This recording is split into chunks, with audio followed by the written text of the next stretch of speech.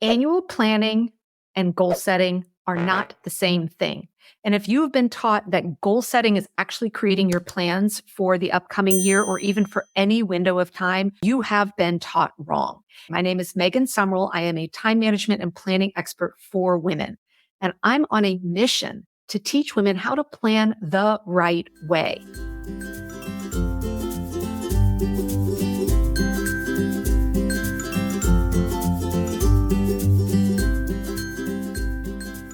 Well, at the time that this episode is airing, Q4 is fast approaching, believe it or not. And so pretty soon we're going to start hearing a lot of people talking about goal setting for the new year, or even potentially just goal setting for Q4. Now, today I really want to take a deep dive in making sure you understand the difference between goal setting and planning. And I'm going to be talking about it from an annual perspective because as we are starting to head into the end of 2024, you're going to start hearing a lot about let's getting our plans and our goals together for 2025.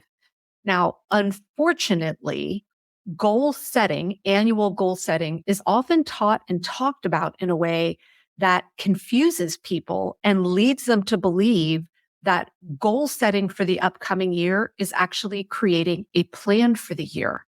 And I'm here to tell you they are not the same thing. All right. And it's really important that you understand the difference and how these two activities, goal setting and annual planning, need to work together if you are serious about actually wanting to make progress on your goals. So first, let's talk about goal setting. Now, I have been to countless flavors of goal setting workshops over the course of my life, my career, and I still invest in them because I'm always wanting to see, how are other people talking about goal setting?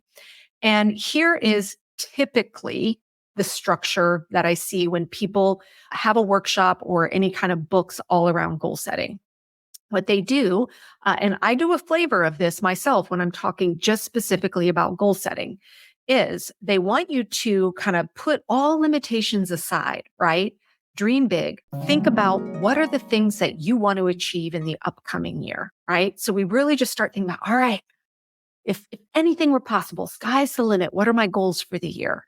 Usually it involves some process of teaching you how to take a bigger goal and break it down into smaller, bite-sized, manageable chunks, right? So that we can start to see, okay, well, in order to get this goal done, here would be the first step, here would be the second step.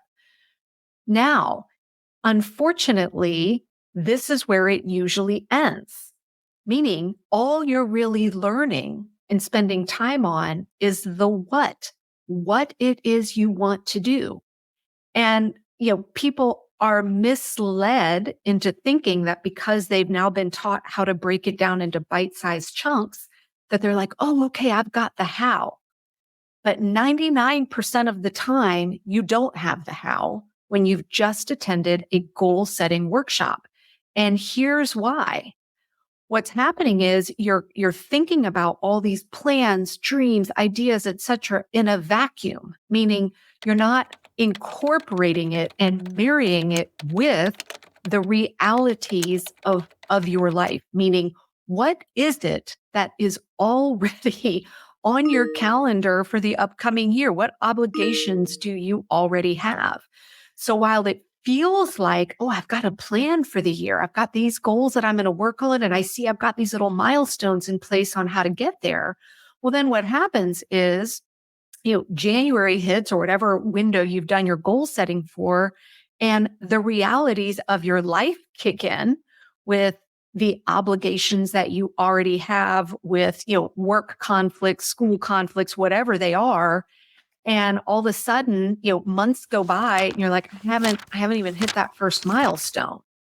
It's because all you did was goal setting. You didn't do the actual planning on the how, the real tactical how. And this is what annual planning is all about. All right. Annual planning is the how. So if you have been doing goal setting in the past, but you haven't gone the next step to do the actual tactical annual planning, Well, you're just setting yourself up for disaster, or you might be setting yourself up for another window of time where you're like, well, maybe next year will be different. Maybe next time will be better. So let's talk about annual planning and what the differences are with that from just kind of plain vanilla goal setting. Annual planning, when done the right way, combines the output of your goal setting workshop, right? Where now we've got, these are the things I really want to do. But then it combines it with your current realities and the more mundane want tos that you may have, right? So some examples here. Current realities could be if you've got kids at, school aged kids, what's the reality of their school calendar? When do they have long stretches of time off? With any jobs that you have, what are current cycles with your job? I have a number of friends that work as, some flavor of accounting or CPA. Well, they need to plan for tax season, right? They're probably not going to have a lot of free time there. Do you have quarterly cycles with your job where there are certain weeks of the quarter where things are really, really intense? Do you have are you currently homeschooling and are you certain rhythms there? Then on the more mundane kind of want tos, do you have smaller things that don't typically come up in goal setting workshops? Maybe, trips that you're wanting to be taking on, small projects around the house that you're wanting to get done. I've had women go through my programs before where they are, they work on farms where they need to know the realities of what does the spring season look like? What does the fall season look like? Maybe you run a business as I do, where there are certain events that are very time intensive or require a lot of advanced planning. For example, maybe you make homemade crafts and you go and do a lot of sales in craft fairs in Q4. Well, what are the realities that imposes upon you over the summer months to get prepped for that, right? That's what I mean by we need to have a process of creating our annual plan that combines, I don't know, here are these goals, these dreams that I have for the year.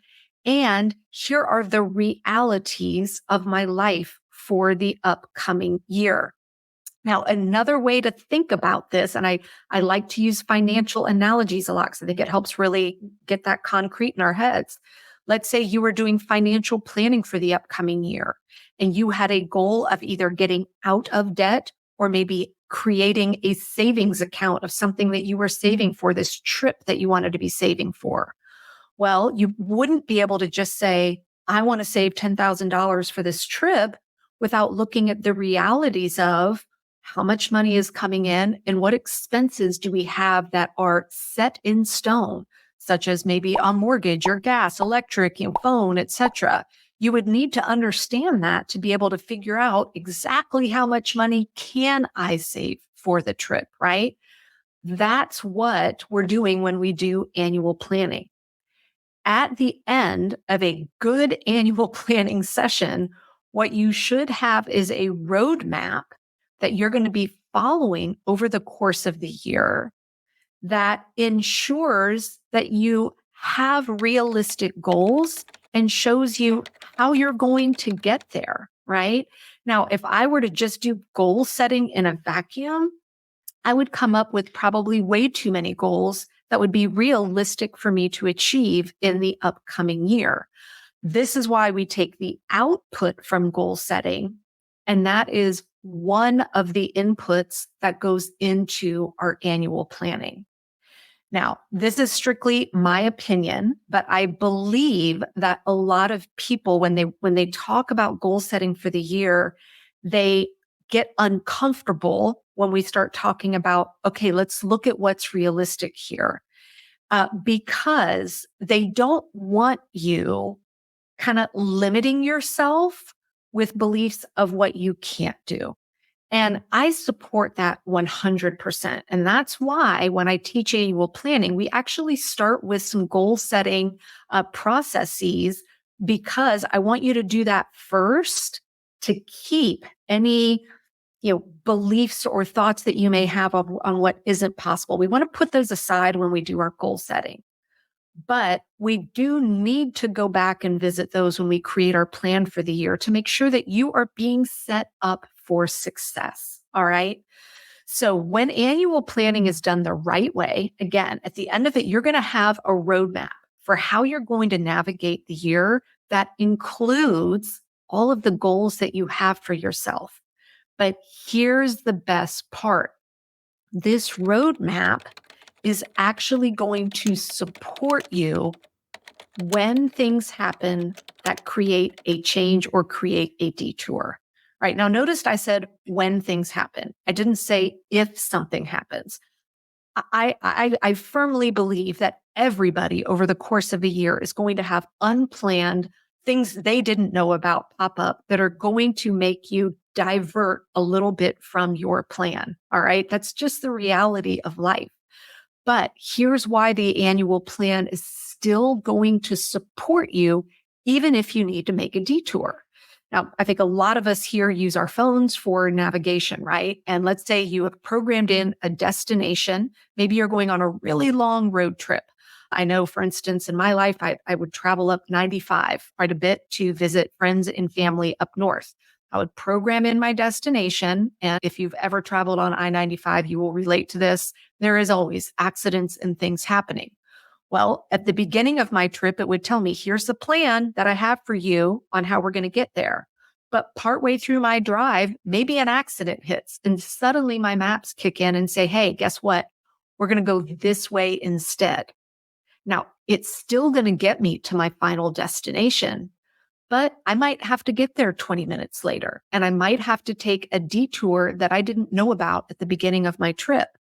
But if I didn't have the original plan to begin with, I wouldn't even know where the heck I was going, and I would be making it up every single step as I went. All right. So this is why creating the annual plan supports you all year long, even if and when you need to make changes.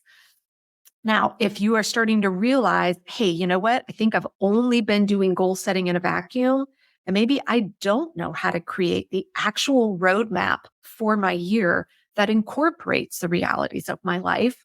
Well, I have good news for you, because at the time you are listening to this podcast is still an opportunity for you to grab a ticket to my annual planning live event. So in October, I am holding Planapalooza. It's the only time all year long that I teach exactly how to create an annual plan that is going to support you for all of 2025. And Planapalooza actually covers 2 live days with me. And yes, we record it all. And yes, you get all of the replays. You get the entire annual planning digital workbook and a bonus 2-hour live Q&A session. Now, all of that alone is already worth a ridiculous amount. But on top of it, I'm bringing in 6 guest experts this year that you will have access to their pre-recorded training, all in areas that are going to support you with your annual plan as well. So if you want to learn how to create an actual annual plan and not just do goal setting for the upcoming year, head on over to megansumrell.com/plan and grab your ticket for Planapalooza. I cannot wait for you to see all of the life-changing events that can happen when you get an actual plan in place and not just set goals.